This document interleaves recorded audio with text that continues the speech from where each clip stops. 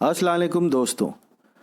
तो आइए आज हम बात करते हैं 3 इंटरनेट और टेक्नोलॉजी बेस्ड कंपनीज़ के बारे में जो कि रिसेंटली लिस्ट हुई हैं और जिनके शेयर्स ने रिसेंटली काफ़ी अच्छी परफॉर्मेंसेस दिखाई हैं।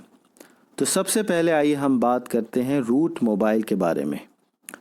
रूट मोबाइल एक cloud communication based services provide करने वाली एक कंपनी है और इसके जो मेन कस्टमर्स हैं या मेन जो सेक्टर्स हैं जिनको ये सर्विस करते हैं उसमें banking and financial services, aviation, retail, e commerce, media and entertainment, health care, telecom वगैरह ऐसे काफ़ी सेक्टर्स को ये कंपनी कैटर करती है।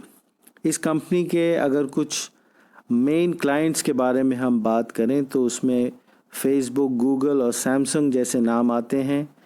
अलावा इसके ये कंपनी इंडिया में जो बैंक्स हैं, मेजर बैंक्स हैं, वो भी इस कंपनी के क्लाइंट्स हैं। इस कंपनी को अगर हम देखें तो इस कंपनी की डायरेक्ट रिलेशनशिप है 240 मोबाइल नेटवर्क ऑपरेटर्स के साथ वर्ल्ड ओवर और इसका जो कस्टमर बेस है वो है तकरीबन 3000 क्लाइंट्स जिनको ये मंथली बिल करती है। और ये कंपनी जो है ये लार्जेस्ट सी पैस कंपनी है जो कि इंडिया में इस्टेब्लिश्ड है पूरे एशिया, अफ्रीका और मिडल ईस्ट रीजन में। तो कंपनी अपने बिज़नेस के लिहाज से ऑलमोस्ट एक मोनोपोलिस्टिक इसका बिज़नेस है। इसके डायरेक्ट कंपटीशन में इंडिया में कोई कंपनी नहीं है और इसको अगर हम इसके बिज़नेस को हम अगर आसान ज़बान में समझें तो बेसिकली हम जब भी कोई बैंकिंग ट्रांजैक्शन करते हैं या कोई चीज़ ऑनलाइन परचेज़ करते हैं या कोई चीज़ ऑर्डर करते हैं किसी ऑनलाइन साइट से या हमें कोई कुरियर आता है तो ये सारे जो मैसेजेस हमको आते हैं चाहे वो OTP हो या इस तरह की जो मैसेजेस आते हैं तो ये कंपनी एक इंटरमीडियरी की तरह फंक्शन करती है बिटवीन द मोबाइल ऑपरेटर और जिस कंपनी से हम सर्विसेज अवेल कर रहे हैं। तो ये ऐसे सॉफ्टवेयर्स बनाती हैं जो कि इस लिंकिंग को आसान करते हैं और इस लिंकिंग के थ्रू हमें जो मैसेजेस आते हैं तो ये कंपनी उन सॉफ्टवेयर्स को बेसिकली बनाती है, उन ऐप्स को, उन एप्लीकेशंस को, उन APIs को बनाती हैं। ये बेसिकली ये कंपनी 3 वर्टिकल्स में काम करती हैं जिसमें कि एंटरप्राइज, मोबाइल ऑपरेटर और बिजनेस प्रोसेस आउटसोर्सिंग है। ये बेसिकली जैसा मैंने बताया जो इनकी कोर एक्टिविटी है मैसेजिंग, उसके अलावा भी और भी जो प्रोसेसेस हैं जो कि रिलेटेड सर्विसेज के हैं वो इन वर्टिकल्स में डिवाइडेड हैं। कंपनी की अगर हम प्रोफाइल की बात करें तो कंपनी का अगर हम 9 मंथ पीरियड एंड हुआ है जो दिसंबर 2020 में, उसके अगर हम रेवेन्यूज़ को देखें तो कंपनी ने एक अच्छी ग्रोथ दिखाई है 51% की रेवेन्यूज़ में। कंपनी ग्रोथ को लेकर के अपनी काफ़ी सीरियस है और जैसा कि इनका विज़न है तो अब ये अमेरिका की मार्केट में भी एक्सपैंड करना चाह रहे हैं और वहाँ पे भी इन्होंने अपने आप को सेटअप करने की कोशिश की है। जो कंपनी की जो ग्रोथ मॉडल है उसमें एक ख़ासा इनका जो स्टाइल है वो ये है कि ये एक्विजिशंस करके ग्रो करते हैं। तो उसमें इन्होंने रिसेंटली 2 कंपनीज़ को एक्वायर भी किया है जिससे कि इनको एक अच्छी एक स्ट्रैटेजिक एडवांटेज मिलने की उम्मीद है।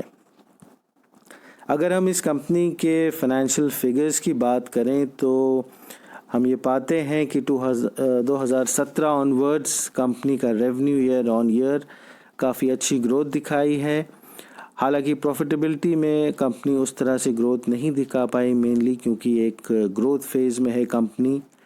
अगर हम इसके बाकी रेशियोज़ की बात करें तो वो एक एक्सेप्टेबल लेवल पे हैं। चाहे हम करंट रेशियो की बात करें, जो कंपनी का जो लेवरेज है वो काफ़ी कम है क्योंकि कंपनी की बोरोइंग बहुत कम है और जो कंपनी की कैश जनरेटिंग एबिलिटी है वो धीरे धीरे इम्प्रूव हो रही है, जो कि पहले नेगेटिव में थी 2017-18 में। 19 में ये बढ़ के 5 करोड़ हुई और इस 2020 ईयर में बढ़ के ये 32 करोड़ तक आ गई है।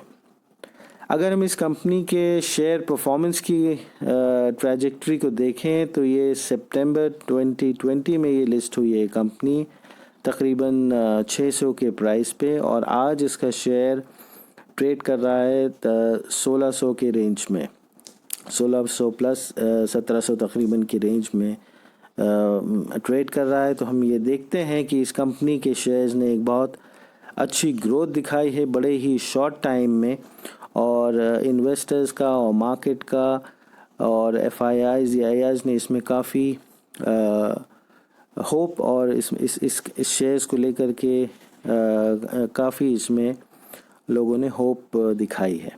हम इस कंपनी के कंप्लायंस रेशियो की बात करें तो सबसे पहले अगर हम इसकी कोर एक्टिविटी की बात करें तो जैसा हमने शुरू में डिस्कस किया कि इस कंपनी के क्लाइंट्स में बैंकिंग और फाइनेंशियल सेक्टर की कंपनीज़ भी आती हैं, लेकिन चूंकि हमारे पास कोई स्पेसिफिक ब्रेकअप या इस पे मज़ीद कोई डिटेल इन्फॉर्मेशन नहीं है, तो इसको इस तरह से एक ब्लैंकेट नॉन शरिया कंप्लाइंट कहना शायद थोड़ा सा एक्सेस होगा।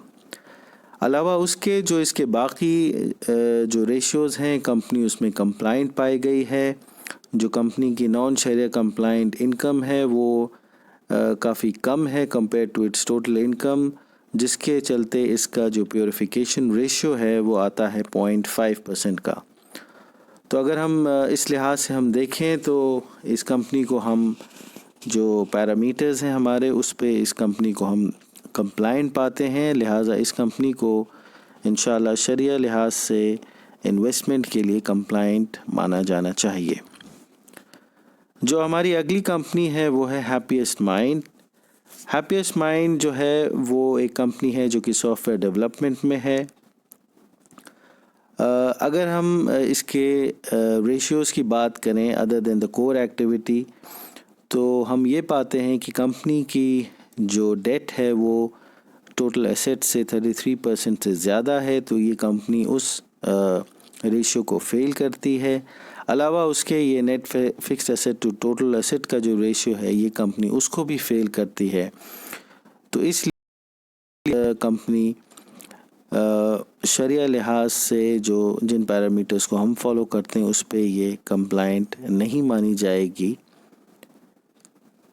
जो हमारी आखिरी तीसरी जो कंपनी है वो है India mart. India mart again एक इंटरनेट बेस्ड कंपनी है, एक मार्केट प्लेस है जहाँ पे बायर्स और सेलर्स आकर के मीट करते हैं।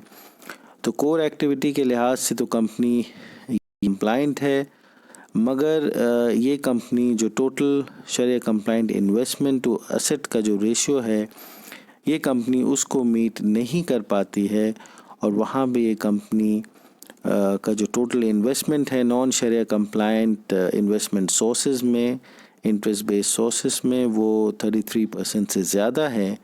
तो इसलिए ये कंपनी हमारे जो पैरामीटर्स हैं उनको मीट नहीं करती, लिहाजा इसे भी हम शरिया कंप्लाइंट नहीं मानते। तो ये था दोस्तों इन 3 मेजर कंपनीज़ के बारे में। उम्मीद है कि आपको इससे आपकी डिसीजन मेकिंग में एक गाइडेंस मिलेगी। अगर आपको ये वीडियो पसंद आया हो तो इसे आप लाइक करें, शेयर करें, और अगर आपने अभी तक हमारे चैनल को सब्सक्राइब नहीं किया है तो इसे सब्सक्राइब करें, ताकि हम आइंदा जब भी कोई वीडियो लाएं तो वो आप तक उसकी इन्फॉर्मेशन, उसकी नोटिफिकेशन पहुंच सके। तो इस वीडियो के लिए आपसे इजाज़त। अगले वीडियो में फिर किसी टॉपिक के साथ, फिर किसी कंपनी की इन्फॉर्मेशन के साथ फिर हाजिर होऊंगा। तब तक के लिए सलाम अलैकुम।